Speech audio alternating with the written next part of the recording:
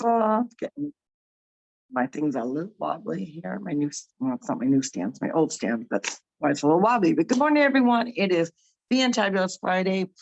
You know what that means. It's a day that we celebrate all our wins. This is Carol Sue, aka Naughty Boss Live, with two Sisters. Hello, everybody. This is Janice, aka Wellness Diva 5.0 on this, excuse me, Fantabulous Friday, May 12th. And this date sounds very familiar to me. And isn't it Mommy and Daddy's anniversary? Anniversary, I believe so. I always mess it up between the 12th and the 17th, but I believe it is the 12th. But I could be wrong. Well, in any event, happy anniversary in heaven. That's right. Our mom and dad. Yes. You know, so last night after I fell asleep, Gary was up a little bit and excuse me, he said all of a sudden the electricity was like kind of went off and then it went back on, but then it went off and like all these like kooky things started happening. And I said, oh, that's, you know, maybe spirit is visiting us, you know, maybe you know, who knows, like things were going off a couple weeks ago. I don't know if I told you, but when we were eating dinner, all of a sudden we have my old I have this shower radio and we have it on the shower. I mean, I think maybe once Gary used it once. I haven't used it in eons, but all of a sudden the radio went on and we're like, what is going on here? So, you know, we always talk about, you know, angels or blessings, epiphanies, you know, just something that kind of like gets into your body. And it's actually interesting that you brought that up because I was talking to Mike yesterday, my son, and he was chatting about, you know, some different moments, things that are kind of happening to him right now that you would have to kind of guess, like, you know, you're receiving some sort of message from somewhere, guiding you into, you know, this awareness. And, you know, this May is the month, the month of mental health awareness. And so many people do struggle and there's no outlets for them. But when I say that, and that's kind of a broad statement. And the reason why I say that is because it's so difficult for someone that has anxiety, suffers from depression, mental illness, to get the help that they need, because you really have to jump through hoops. It's ridiculous how some, you know, just really suffer needlessly because of the way the system is set up. You know, there's not enough doctors, or, you know, we can see in 3 months, 6 months. And, you know, certainly if you were having a heart condition, they'd see you right away. And I really do believe that mental illness should be really advocated almost in the same way as somebody that has a heart condition, because somebody that suffers those kinds of issues, they need the help right away. You know, they're in emergency mode. No, maybe their heart, you know, is not beating weird, or maybe they're not in AFib, maybe they're not, you know, their blood pressure skyrocketing, which probably most likely it might be. And we're not making medical claims. We like to reiterate that, but their emergency is just as important, sometimes more, you know, because of the great technology we have to prevent, you know, a heart attack, in the sense of getting that person there on the spot, because of the way that they're transported, the way that they get to that care right away. Somebody that suffers from mental illness also needs that.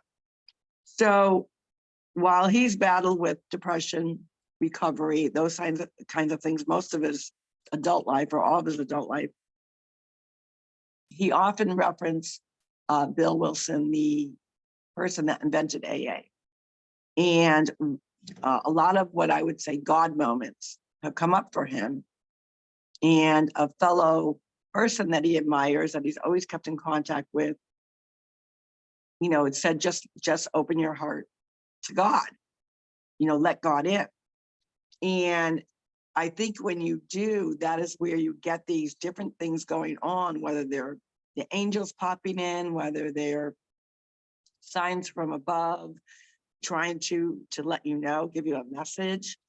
And a lot of times we're too much in a rush to be, not that we're not open to it, but we're too much in a rush to slow down enough to see the signs. You know, that, I mean, that happens so frequently that people are, you know, we're rushing to the next thing, we're rushing to the next event, we're rushing to the next appointment, you know, trying to jam in so much in one day, that I truly believe that our loved ones or God, whatever you believe in, higher being, is really giving you those signs, those signals. And what he said to me was, when and they've been happening quite frequently over the last, it started with, as I had shared with you, he had opened up a book. It was a book that, two books that John and I gave his parents when it was in 1995. One was for my father-in-law, one was for my mother-in-law. And it was, Grandpa, you know, tell me your memories, and Grandma, tell me your memories. So after our mother-in-law passed away and Mike was visiting at the time, he started, you know, you're reminiscing. And I said, you know, these are such a great avenue to reflect, to really kind of hear their thoughts, and then how cool it is, it's in their own writing.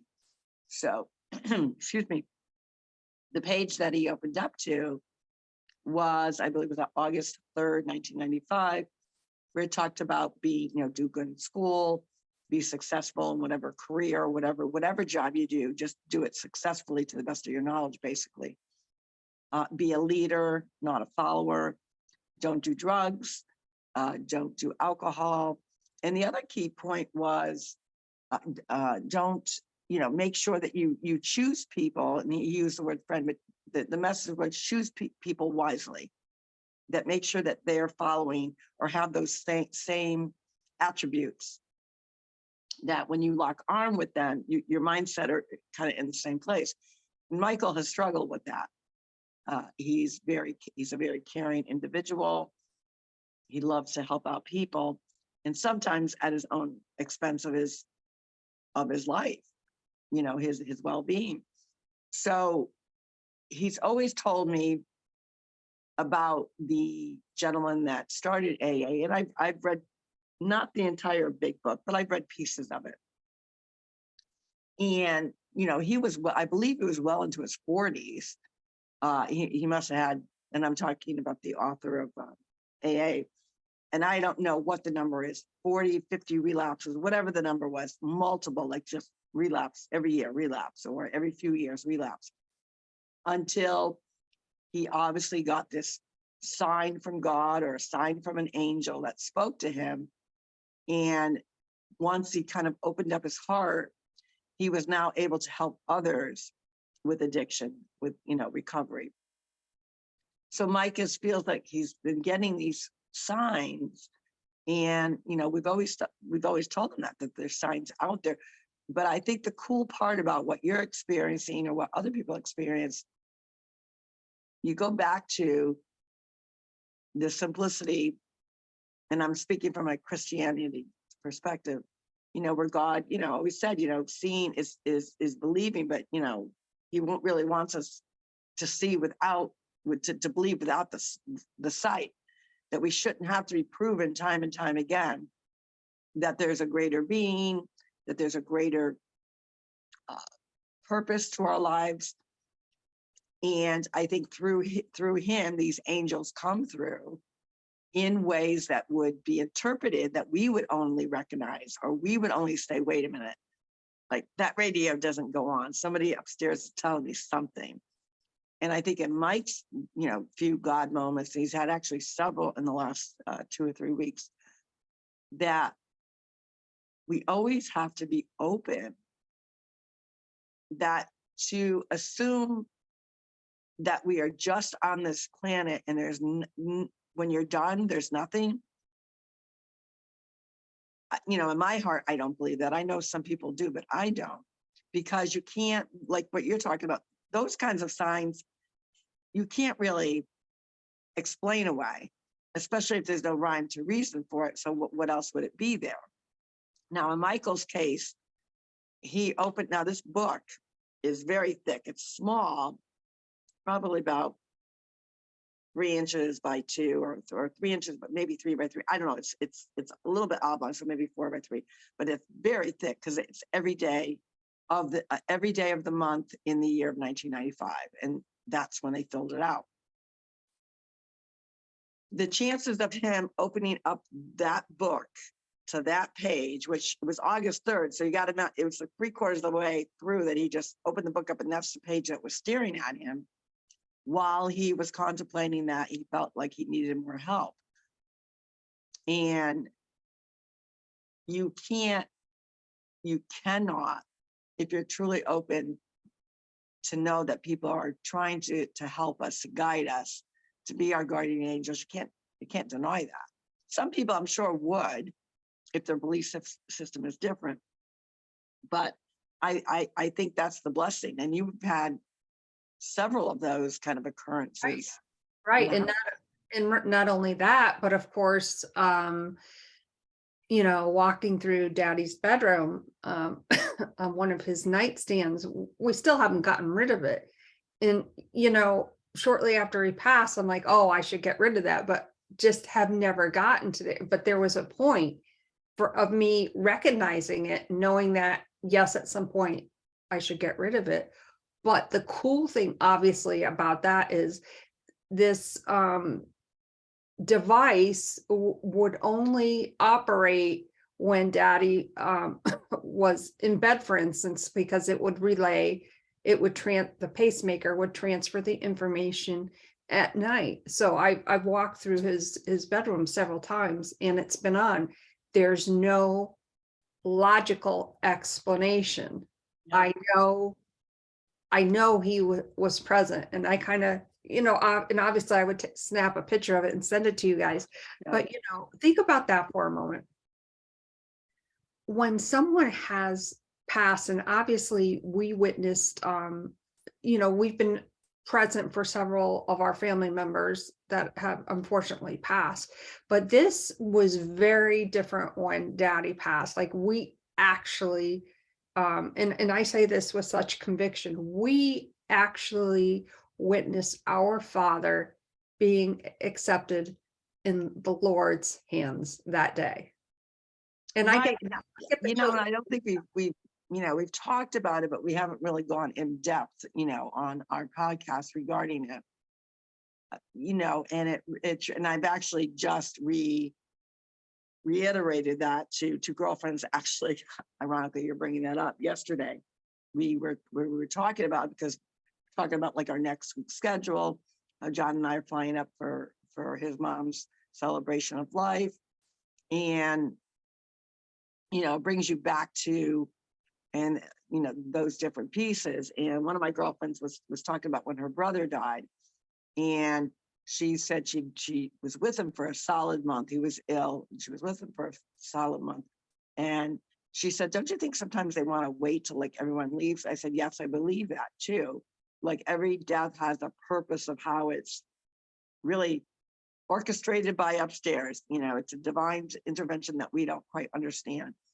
And she was with him nonstop. And it was I don't remember what time of day, but she said, I just had to take a nap, and she did. And that's when her brother passed. And she said, I always took that as, you know, a sign. Then she talked about another time where she or one of the family members had to, I believe it was her sister, had to make that final decision to remove the life support on the mom. And, you know, the guilt that came with that she relived maybe a year later. And that's when I also chimed in and I said, I can relate to that, because with our dad's death, the last 10 days, you know, when we really decided that that was a decision that, you know, he was uncomfortable and that we knew we had to give him different medication. And I accepted the job because it's a job. But, and I, you know, was very postured in making that decision. And I was not prepared for the year after or during that year's time, and still do. That ultimately, you know, having that responsibility came with a sense of, you know, guilt, which from a medical perspective, there should be no guilt in it. We know that. But you do when you're making these final decisions, and do you get that sign, you know, from above that it's the right choice, or do you have to kind of,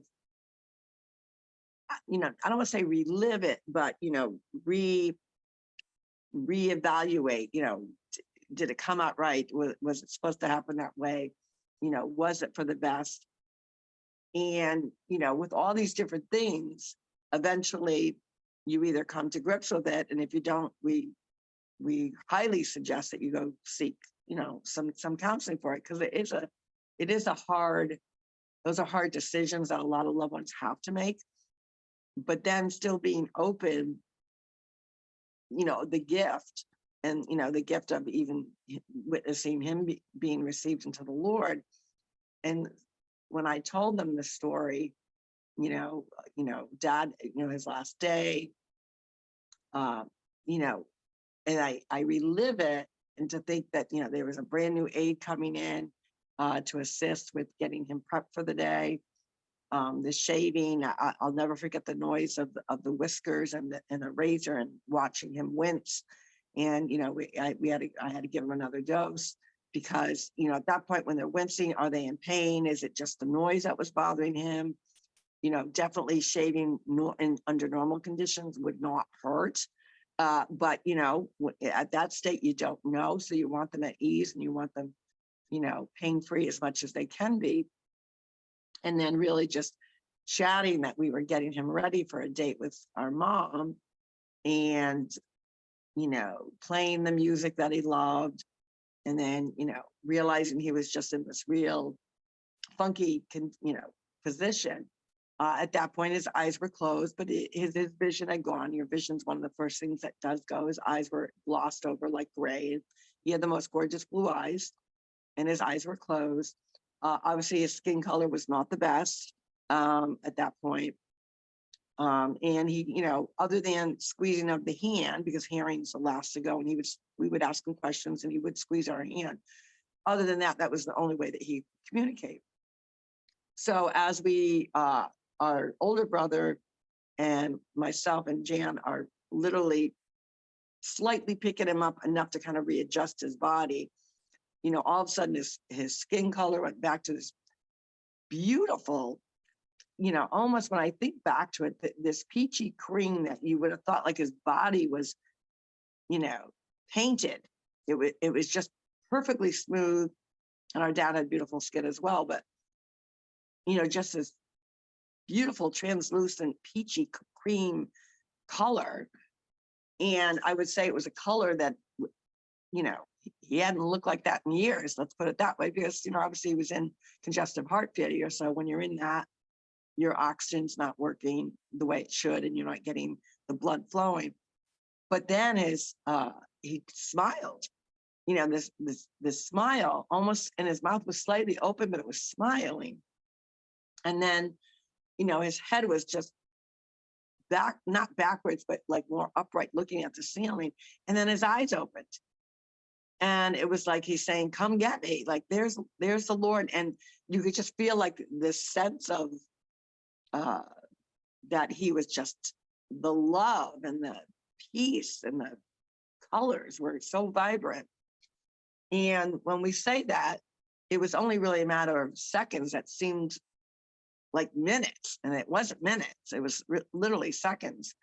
And, you know, when you're in that moment of really witnessing a miracle, and it was a miracle to see someone pass in such a grand fashion of beauty, you're caught off guard. I mean, we knew the end was coming, but you're still caught off guard.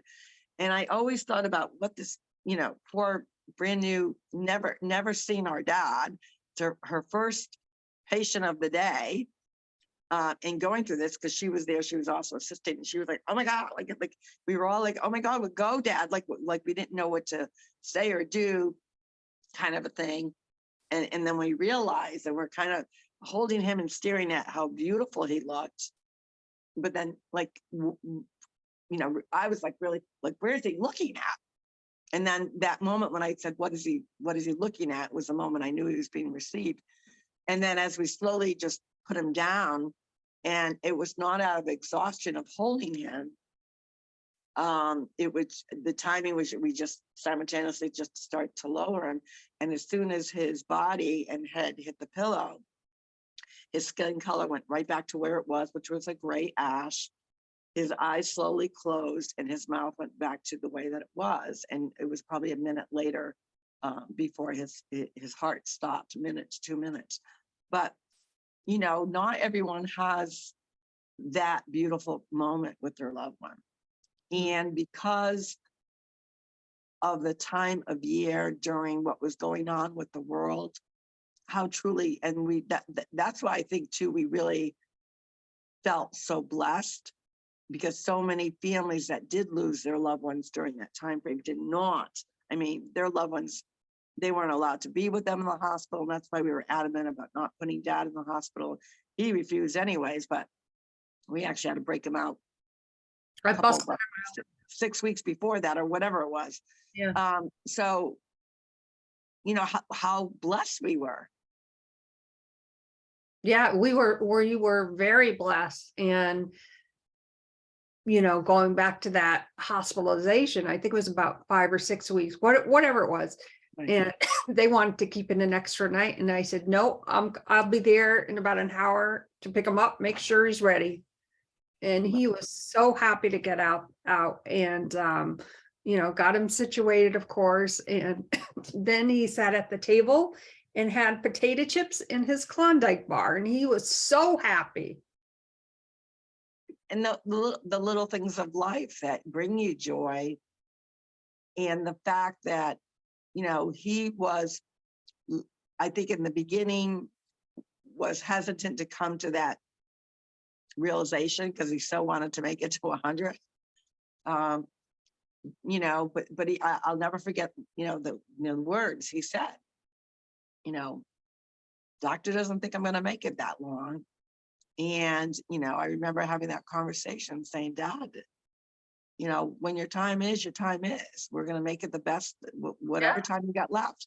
And he fully did that. I mean, there are obviously all those natural signs that a lot of people miss of when death is near, even up to, maybe even a few weeks before you die, they start to be more introverted. It's like they're observing the world around them. But he always, like, if you had a conversation with him, or we had so many people visiting him at that time, I mean, he always had great visitors and great visits with everyone. He would interact to a certain degree. I mean, I look at I still have the videos, 3 days, it was 3 or 4 days, 4 days before he passed, he sang to his great grandchildren, "You Are My Sunshine," because it was their first day of school, and they would do their version and he would do his version. And, he was still connecting that way. And then even, the last, 40, I would say 72 to 48 hours, that time frame, he we're here, Dad. Yeah. Are you cold? He, squeezed a couple times. We knew he, what to do. So he heard everything to the end. And that will always probably be one of my, and I'm sure for you as well, one of our moments that we'll just never forget. It just, he gave us the greatest gift. Mhm. And in his mind, he was giving us the greatest gift by, in his mind, I don't want to burden them. I don't want to be in the hospital. Plus, he really didn't want to be in the hospital. I mean, that was a given. Like, break me out, get me out of here. And we were having a family chat about, breakout Poppy kind of a chat. And, when you think of those things, even through that, the emotion that goes with, losing a loved one and, your parent, I always say the second parent is harder to lose. Not that you're any less close or whatever, but it's more that realization that now you have no parents. You have parents, but they're no longer here, and you're that next generation. What a glory, and talking about it on Fantabulous Friday, what a feat that was to make it happen in the way that we did, like everyone pulling together, doing shifts and just surrounding him with love and comfort and laughter and memories and just chatting. Those are, goals and dreams that we could only hope that we would have for ourselves. That, when our time comes, that it's just as glorious, because I'm telling you, it was so beautiful. And within that, I still pray for all those people, that sadly, just didn't have that opportunity. And so it's a tough thing. I mean, it's still tough to, it's always tough to lose your loved ones. But I think the blessing that comes from it in our case is that we were there to witness that miracle. And it's something I'll never forget. Yeah, for sure. I will never forget that. I mean, it really mesmerizing, magical, miracle moment. And that, that's something I just will never forget. I don't know how other to say it, one of those moments in your lives, you remember very specific things. And we truly were blessed, absolutely blessed. And we were able to celebrate his life and do it in style, exactly how he wanted it to be. And yeah, I smile thinking of that. Absolutely.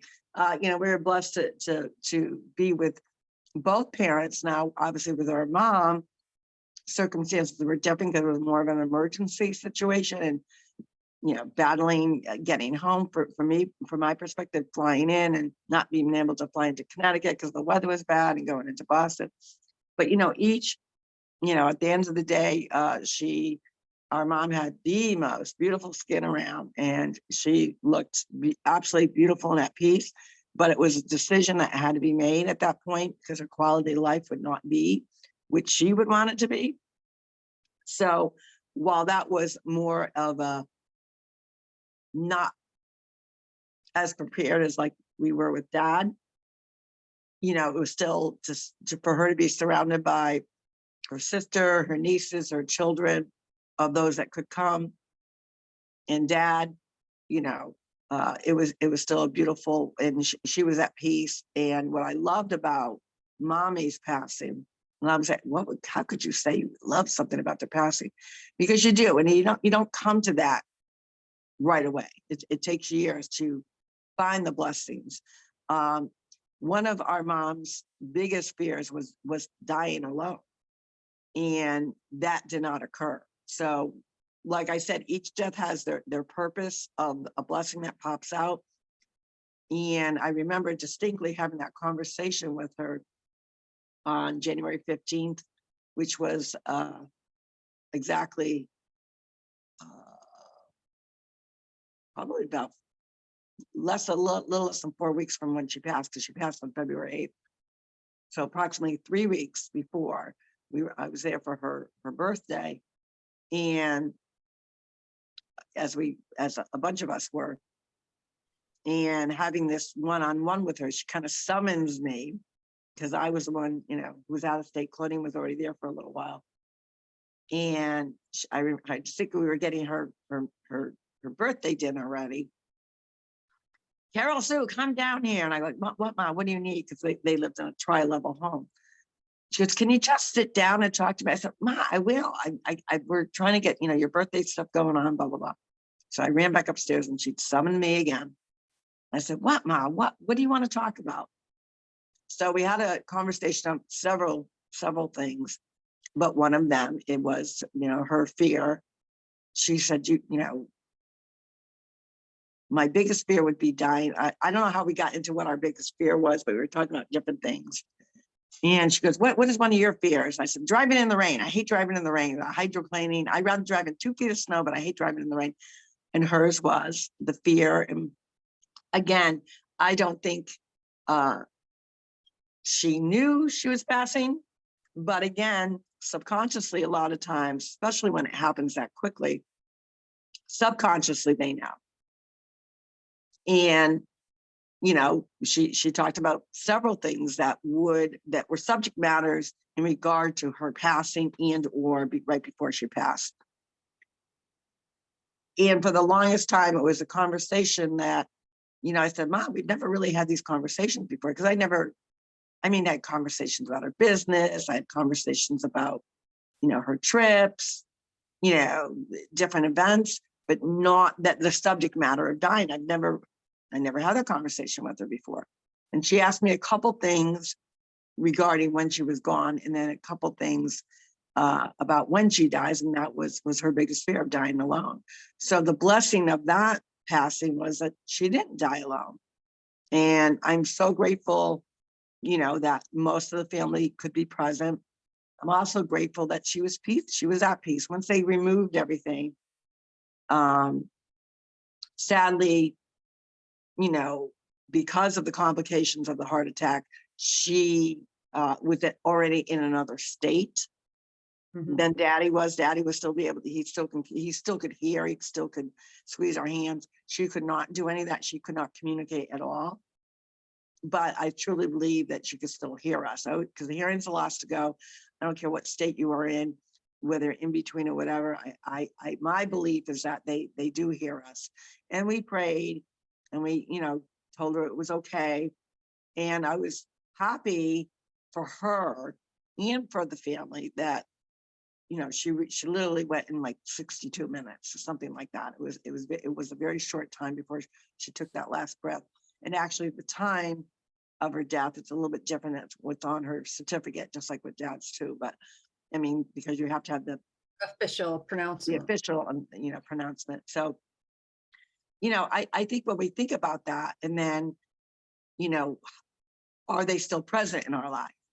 Do we still get those signals from them? I do believe we do. Oh, I believe it wholeheartedly. And, I think everyone, there's no, for instance, there's just no timeline on grief, so you have to go through the process, and sometimes it's just not easy. But as you said, when you look back on different events in your life, such as our parents' deaths, you do see the blessings all around. Think of everything that transpired when, Dad, that night that I brought him home from the hospital, we all kind of knew that we are on very limited time. That was very tough I know it was tough for me. It was tough for everyone to have that realization. But knowing that time, many great conversations with Dad.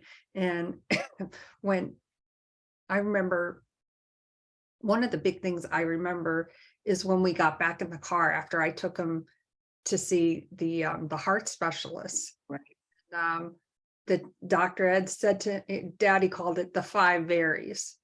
Yep. And was very, oh my God, this doctor was so phenomenal with Daddy. And he sat down and said, Victor, your heart is very, very, very, very, very weak. He says, we can do this and that. And Daddy was like, nope, I'm done. Yeah. But on that ride home, he said the 5 varies, and I'm like, what? And, it was such a great conversation. I want a big party. I want this. He was excited to share that. And, you think of that and it's like, I didn't know how to process it at the time. Right. Because you're almost like, Dad, what are you talking about? We're not there yet, but he knew he was. And I think, he went out on his terms. We all agree on that. But the fact that he wanted to, help ease the burden of the loss by, let me get them focused on something else, like planning a party. How intuitive for him to even do that. I know and I look back at that and like, the realization like, wow, being, accepting that news, like accepting the inevitable and being able to project your wishes in a way where, hey, let's plan a party. Like, Yeah. that's huge. Such grace. I mean, obviously dad was a ladies gentleman, but he was also a gentleman's gentleman. His personality was, I really think, as a child, I think I saw him really mad, what I would consider mad, like 3 times. He was always even-keeled, even-tempered, common sense, always forgiving, talked in a very calm manner all the time until he would maybe get into like a little squabble with mom. But, as a whole, the fact that he could handle that news with such grace, the realization, obviously, subconsciously he knew, but to hear the words, the 5 B's, the 5 berries from the, his doctor, and still walk away with, doctor says, I don't have much more, to give back to this world at this point. So let's plan a party. Yeah, I mean, and then, I'm like, Dad, like I'm driving here, I got to concentrate. And then, he would be quiet for a little bit. He said, well, you know where my credit card is, don't you? And I said, yes, Daddy, I do. He said, well, maybe you should go out shopping when we get home. Like, cause you got to start buying this stuff. And I said, okay, I promise I will, but I really need to focus on my driving. I know, and those are the things that you could see how simple the simplicity of life truly can be when you focus on the right things. And that's why when we talk about Fantabulous Friday, and those are like, we're talking about these little moments that are blessings, so aren't your goals, so aren't your little milestones of how you are living your life, how you're getting your health and wellness on, how are you getting your mindset going, is really imperative and indicative of how you're going to live your life to the fullest with simplicity, but validating your purpose. And I think Dad did that over and over and over again every day. And we were truly blessed to have him as long as we had him. And that's the point. We don't know. We're all on borrowed time. Now he knew, and we knew he was on really borrowed time. But if we want to be real, our like, when we say borrowed time, you may get that news of something wrong. Something urgent could happen. We don't know. And that is why it's our job to keep our body as healthy as we can for the long haul. And Dad did that. Dad was a thriver. He started thriving at 89 years old, and he throve till that last week that he could only take one a shake, because at that point he couldn't swallow the pills. It was too difficult. And it was he probably had maybe about a week to go, and he had his last shake. But he was thriving right up to the end. Mm-hmm. And one of the things that conversations I had with him is he really felt that, he did live his healthiest through gut health. He really got it. And he was one who, Italian, his parents, he was a first generation in this United States. And, his parents, they ate a lot of garlic, fresh garlic. They had, gardens, fresh gardens. And they ate really, really healthy. But he also understood as time went on, and the more I chatted with him and we were talking about gut health, the importance of gut health. To have your body hold up the way his body held up was a testimony to how he lived his life. Mm-hmm. Making sure that he was filling in his nutritional gaps, making sure that he was eating good food. And of course, yes, he liked his Klondike bars and a few other things, and that's okay, his chips. But the bottom line is he already had that great foundation.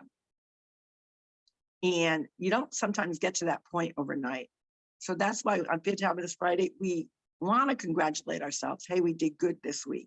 Maybe we put in some extra time with physical work. Maybe we changed up our diet a little bit to make sure that it's beautiful colors of the rainbow. You know, wide variety of food.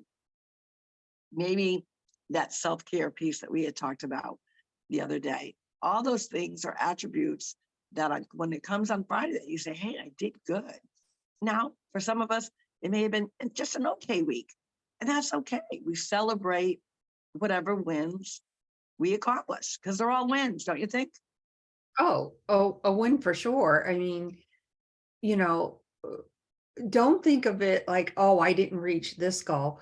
Yes, but I bet you there were certain steps that you took that you're not giving yourself that recognition that you so deserve. Those should be celebrated. Wow. Yes, absolutely. Big week. And we got another big week coming, a very busy week next week coming up. But, you know, today we don't want to go so far. We always want to be in the present moment. So today's the day. Have that conversation with yourself in the mirror. Let yourself know, give yourself a pat on the back and say, you know what, I did good. Maybe I accomplished everything and woo, I'm way up there.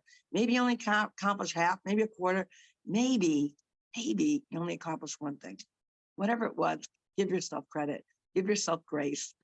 We wish you a fantastic weekend. We also want to give a shout out to all moms, whether you birth moms, whether you adopted moms, whether you're adopted mom to somebody else, all the grandmothers out there, the aunts, anyone that really fits that purpose and that passion of being a mother role. We wish you a very happy Mother's Day. Enjoy, celebrate, let everyone, you know, praise you because you're so deserving. There's so many moms out there that don't, you know, they don't get that recognition, and they're not doing what they do for the recognition, by the way. They do it because they do it. So we want to make sure that everyone has a great Mother's Day weekend. Absolutely. And on that note, my name is Janice, aka Wellness Diva 5.0, and I am with TwoSistas, and this is Carol through aka Ronnie Boss, wishing again all of you a happy Mother's Day weekend. Have a great day. We'll see you for Monday Mindset. Take care, everyone. Bye-bye. Bye.